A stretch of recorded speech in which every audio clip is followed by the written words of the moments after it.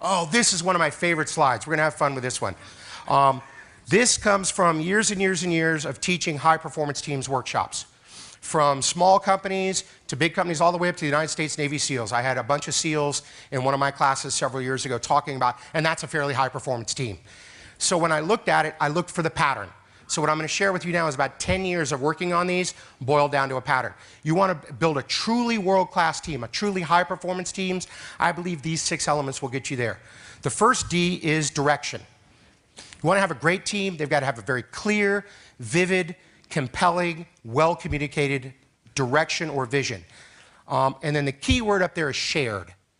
Because if the team doesn't have to put a say in it, if they don't get to put their thumbprint on it, then they have no buy-in, they have no commitment. So the way to get a high-performance team, there may be someone up on high that says, we're at A and I want to get to Z by the end of the quarter. That's fine. But how we get to Z, as long as it's prudent, ethical, legal, and in the best interest of our customers, let the team figure that out. Let them have some ownership. Because if they get to put their say in it, if they get to work on it, then they'll get some personal commitment and personal ownership. So number 1 is shared direction. Vivid, clear, well-communicated shared direction. The next M is measurable goals. And there's a word here I want to use that's very important. The goals need to be what I call binary. Yes or no, black or white, 1 or 0. No guessing. This is very, very hard, but I'm going to explain why it's so critical.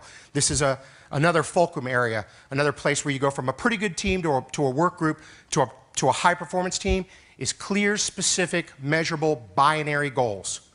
No guessing, black or white, 1 or 0.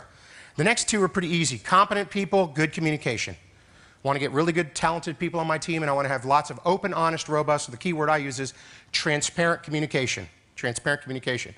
It's one of my favorite business axioms. People without access to information do not have to take accountability for their actions. If you can look at somebody in your company and you go, blah, blah, blah, and they go, I don't know, you didn't tell me, I didn't get the memo, nobody said anything to me. If they can say that's the truth, you can't hold them accountable. But if you say, hey, I sent you the memo, you got the email, you're in the meeting, I sent you the plan, you looked at that, you've had tons of information, we've been totally transparent, then you can hold them accountable at a very high level. Let me reverse that around. I heard a phrase the other day that I absolutely love, and it fits here perfectly. Ambiguity breeds mediocrity. Ambiguity breeds mediocrity. That's a powerful idea, and I'm going to tell you why in 2 seconds. So up to here we have what I call a blinding flash of the obvious. Whoop-de-doo. I want to share direction, measurable goals, competent people, and good communication. Every team has this. This is where it all changes. The next M is mutual accountability.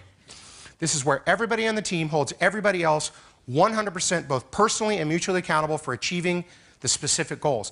Now you see why it's so critical to make the goals specific, because that means it's me and you versus the goals, not me versus you. You don't say, I don't think you're trying hard enough. I don't feel like that you're doing a good job. You say, you said you were going to increase sales by 83%. You've only increased them by 63. I love you, man. Where's the other 20%? I've noticed in the last couple months, this is not in your workbook, one of the areas where I've seen a pattern in businesses just recently where they're struggling is 3 areas. First area is failing to set clear expectations of performance for their employees. Very clear, specific, aggressive standards of excellence that people will be held accountable to. You go to most employees and say, describe clearly for me what the standards of excellence around your job are. Very few can do that. So not setting clear expectations with their employees about what world-class performance looks like. The other area is not setting expectations for the employees of what they should expect from management if they meet those goals. If I truly am world-class, what will I get back? Do I have a path to management here? Will I get a raise? Will I get a promotion? Will I get extra benefits? What's in it for me if I take on that ownership mentality and I live those standards every day? What's in it? And also, what will happen if I don't? What will the expectations be? What are the ramifications? Very clearly, because they're guessing. And if you're guessing, here's what happens. They do as little as they possibly can. I'm going to stop there and I'm going to tell another story. I'm going to try to come back to that one. I had a friend of mine once that asked me, would you like to learn how to drive a child insane? And I said, no, this is not really a useful skill for me. I don't typically go around driving children crazy. I drive other people crazy, but not children. And he said, no, I could teach you how to drive a child insane. I said, okay, great. Let's go ahead and teach me. He's a child psychologist. He said, here's what you do. On Monday, you praise them lavishly for behavior A. Whatever they go, oh, I love you, you're awesome, you're the best kid, you're great, let's go out for cake, this is awesome, you're great. Then on Tuesday, you punish them severely for doing the same thing. Then on Wednesday, you throw a party for them doing the same thing.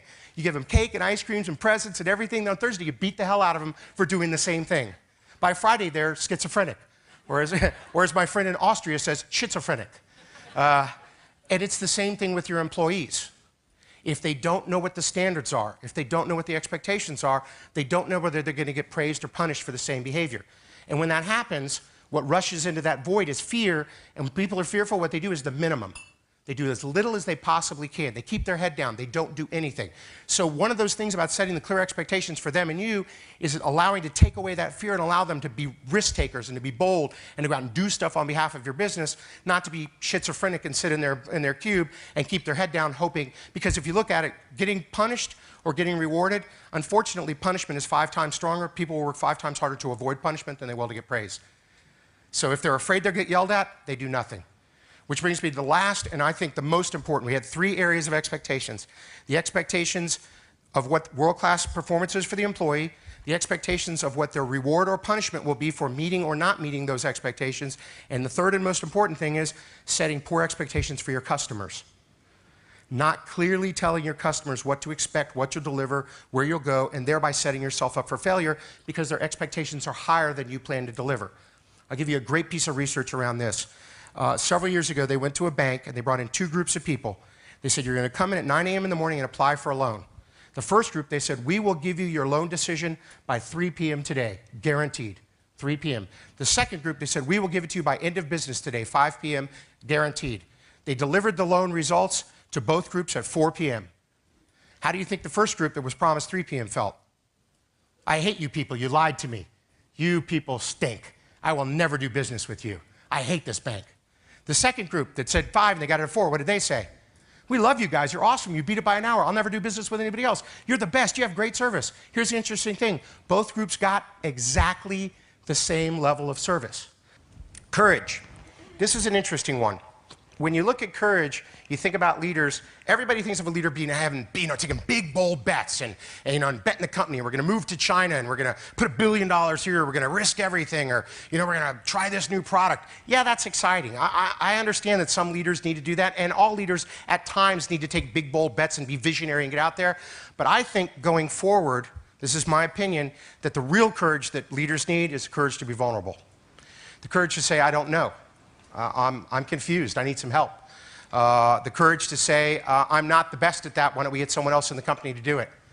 The courage to say, I'm confused, or I don't think you're right, or the courage to hold other people accountable, but also the courage to hold themselves accountable and admit when they can't do it. Because the days of the Lone Ranger leader who can run the whole company, juggle all the balls, run everything, sees the vision, does it all, closes all the sales, that's over.